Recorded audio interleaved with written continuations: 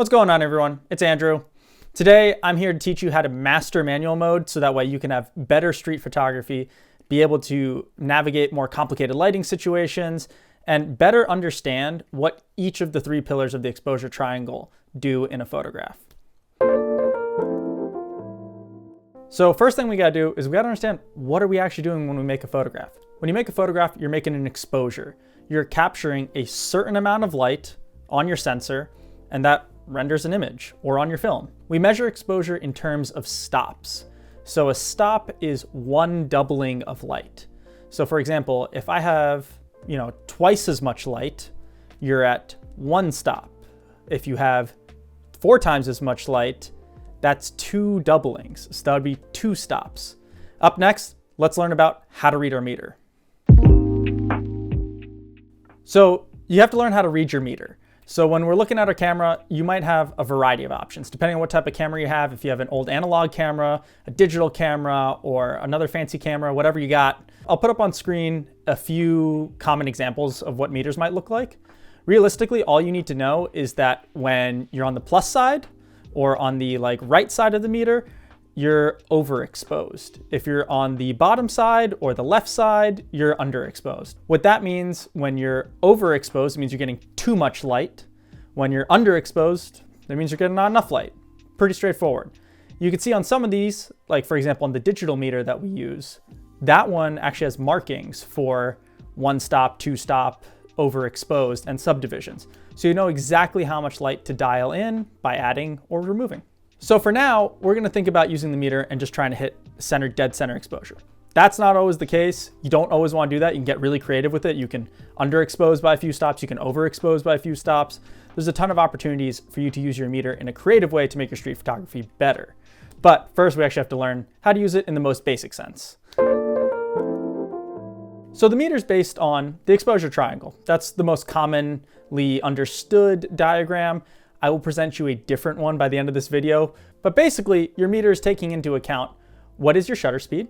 So how fast does your shutter open and close? What is your aperture? So there's a little iris inside your lens that opens and closes to determine how much light to let in the same way that the shutter speed determines how much light you let in. And then there's your ISO.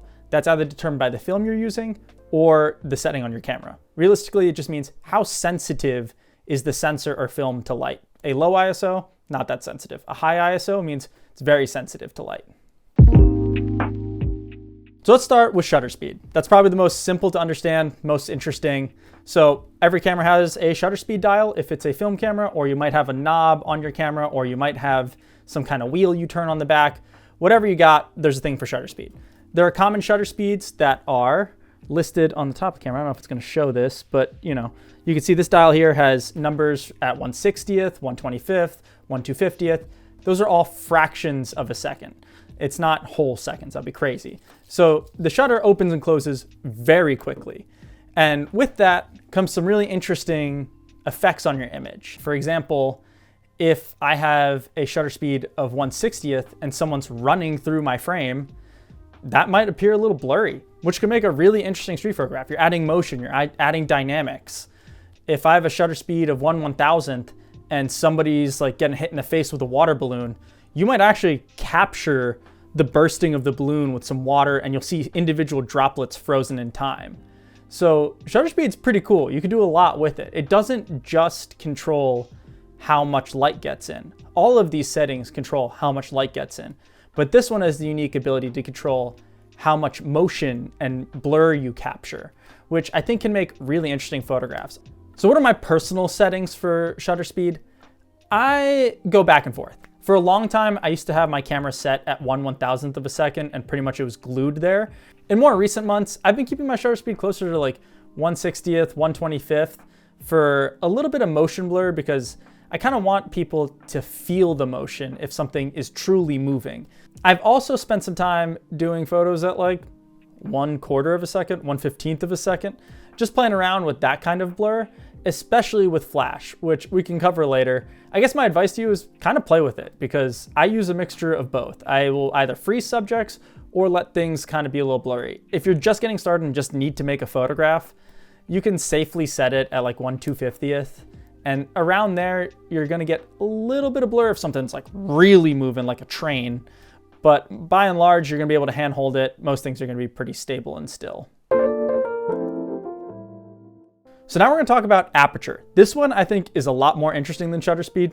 Shutter speed is kind of intuitive. However fast it is, that's how much blur you're gonna get. This one has some other weird quirks. But first, let's understand what it is. The aperture is the size of the hole in your lens. So on a lot of cameras, you'll have a ring on the outside of your lens, such as this camera. You'll see there are some numbers here. These mark the various aperture sizes. Or you'll have a wheel on the back that you turn right here, and that might control your aperture, or you might have a wheel here. There's a variety of ways to control it. But either way, they're demarcated in these numbers. So they're called f-stops. So you'll have them at a variety of intervals, starting on some lenses that are really nice and fancy at f1.4, going all the way to f16. These demarcate how big the hole is. The smaller the number, the larger the hole. The bigger the number, the smaller the hole. So f22 is quite a tiny hole. f1.4, quite large. There's some fancy math that explains where these numbers come from. I'm not going to bore you with it. I'll leave a link below that you can check out. It's actually pretty interesting if you have the time to read it, but it's not going to improve your photography. You're just going to know how the thing works. So each number on the lens represents a stop of light. So if I'm going from f1.4 to f2, that is half the light that we had in the first place. So that is the same as going from a shutter speed of 1/60th to 1/25th. So your aperture not only controls how much light enters into the frame, but it also controls what's in focus. If you are set at f1.4, big aperture size, big hole, that would actually imply that you have very little in focus, because at wider apertures, you have less in focus. Whereas if you set it to f22 or f16, very tiny hole, you actually get a lot in focus. And you can use this creatively in your street photography. You can decide that, hey, I want this thing to be out of focus in the background. Then you will set it to a lower aperture. If you want the whole scene in focus because it's an interesting scene, then you'll actually set it to f16 or f22 and get the whole thing in focus. In terms of my preferences, I like to leave my focus somewhere around f8, 5.6, sometimes as low as f4, depending on the lighting conditions, but usually around f8. This is because it leaves a decent amount in focus. I have a good amount in front of my subject and a good amount in behind my subject in focus. So if I'm shooting a manual focus lens or shooting with manual focus on, I'm gonna make sure I hit my subject somewhere in the range that is in focus. The other thing is, I like that it gives a little bit more context to my images. It doesn't just make my subject there and then the whole background's blurred out. It actually allows you to have a decent amount of context as to where they are. If the subject's in the bar, you'll know they're in the bar. If they're in a park versus on the street, you'll be able to make those determinations. Whereas at f1.4, everything just looks like blurry dots in the background, which is nice for a portrait here and there, but I like to have a little bit more in the frame. In terms of what I recommend to you, especially new people starting street photography, I highly recommend you actually shoot at f8 because it forces you to deal with all of the stuff behind your subject and in front of your subject. So if you are trying to learn how to compose better, one of the best ways to compose is to make sure your subject is aligned nicely in your frame.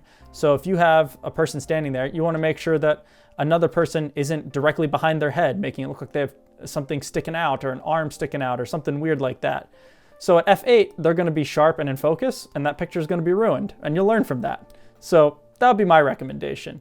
But again, this is about creative street photography. So try and do what you want with it. Try and shoot at f16 or f22. Try and shoot at f1.4 and see what you get. Try and misfocus even. I've had a lot of great photos where the main subject's out of focus and the background's in focus. All right, you can't master manual mode for street photography without talking about ISO. ISO is an interesting one because if you're shooting film, you don't get to change it. Your ISO is determined by your film. I'll put up some images of some popular films. They all have their sensitivity baked in. If you're shooting digital, you can actually change it on the fly, which is really cool. ISO is what it is, how sensitive your film is. It comes in intervals starting at very low to very high. Typically, you'll have like 100, 200, 400, 800, so on and so forth. You can see the numbers double. If you go from 200 ISO to 400 ISO, you're up 1 stop of light. So if your meter shows that you're underexposed by 2 stops, great. Crank your ISO up 2 stops, problem solved. But there's a catch. ISO is also tied to grain. If your photos have a high ISO, that means they're also going to be grainy. So ISO 1600, 3200, 6400, those will have more grain than ISO 50 or ISO 64, ISO 100 or ISO 200. In terms of where I like to keep my ISO personally, I like to keep it around 1600. I'm not actually afraid of grain. I think digital images come out of your camera way too sharp. If you look at any great street photograph from history, you'll see that a lot of the black and white ones were super grainy. Even a lot of the great color films had a lot of grain in them. I think it's important to not be so sensitive about our images and enjoy some of the less nice look, I guess. And so I like to keep mine around 1600. And then in the summertime, if I'm still shooting at f8, I'll probably bump it down to 400. But oftentimes I'll shoot at f16 and just leave it at 1600 and use the extra depth of field to make more interesting photographs. It's really up to you on this one. You should honestly experiment with your camera and find what's acceptable. For Fujifilm cameras, I'll give you a little hack. I think color, the grain at 3200 is about as much as I'm willing to tolerate. And in black and white, it's totally fine at 6400. Beyond those 2 settings, I think the grain becomes a little much. What you can do is take your camera and take a bunch of different photographs at various ISOs and see where the grain is acceptable for you. So like I said in the beginning, I actually think there's a better analogy than the exposure triangle. I think it's the exposure Venn diagram. I'll put the exposure Venn diagram up on screen and a link to it in the description below. I just think it's a better way to look at it because in the Venn diagram, like circles, you can see all the various effects that each of these settings have. And it's really nice because without each of the circles intersecting correctly, you're not going to have a good exposure because you don't know what's happening on one of them or the other. You have to have all 3 of them working together to create a really good image. Before we jump into the fun part and talk about what is correct exposure and how we can use it, we need to talk about one last thing, which is, are you shooting film or digital? If you're shooting film, it handles exposure much differently than if you shoot digital and vice versa. So film cameras are really good at handling overexposure. If you give it too much light, you'll actually get a decent amount of details in your highlights and in your whites.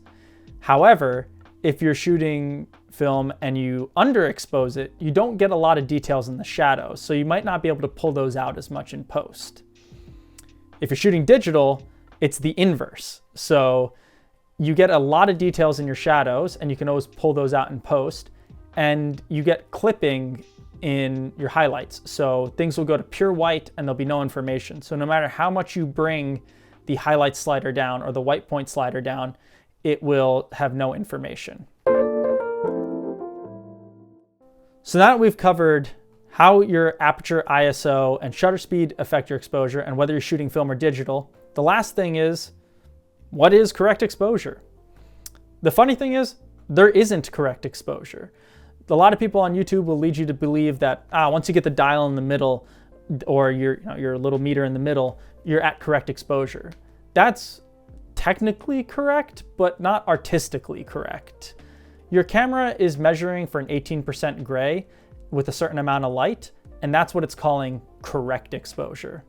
But if your scene has a lot of shadows in it, and there's one bright part of the scene, that bright part might be overly whitened because your camera is trying to compensate for the lack of light in the shadows. And you might not like that. For example, I oftentimes like to meter for the highlights. I like to say, oh, well, that part of the scene's really bright. I want details in that, and I don't really care what's in the shadows. So I'll actually take scenes that have very contrasty lighting and underexpose them so that way I can get stuff like this. And I'm putting images up on the screen, I hope. And these images have a lot of information in the highlights, and the shadows are largely shadowy or black even, with not much information. And that's okay. I think it adds for a moody, interesting look. On the flip side, a lot of people will say, I want to see what's in the shadows. And they'll shoot for the shadows, especially like if you have nothing interesting in the highlights. You might say, it's okay, I'll let those highlights bleach out and I'll have the details of the figure in the shadows. And that's also very interesting. There's no right or wrong here in terms of how you expose. It's just a choice that you have to make intentionally and artistically. So before I send you off, I'm going to leave you with some homework, something to do that's tangible that will help you learn how to expose properly and how all the pieces of the exposure triangle work. The first one is go and shoot something with motion blur. Then shoot something that's perfectly frozen. Shoot something with a very narrow aperture or a small aperture. Shoot something with an aperture that is wide open with a very blurry background. Shoot something with an aperture that is shut down really tight. Shoot something with very contrasty light. Shoot something that is very flat lit, and shoot something indoors. I think that will kind of start, getting the wheels turning in terms of what are the potential opportunities with each of the pieces of the exposure triangle and exposure itself. I hope this was helpful. And if you like this, let me know in the comments. If you have any questions, feel free to leave those in the comments. I'm happy to answer them. And if you want more of these or have specific topics you want me to talk about, let me know. So I wish you the best of luck, and I'll see you out in the streets. See ya.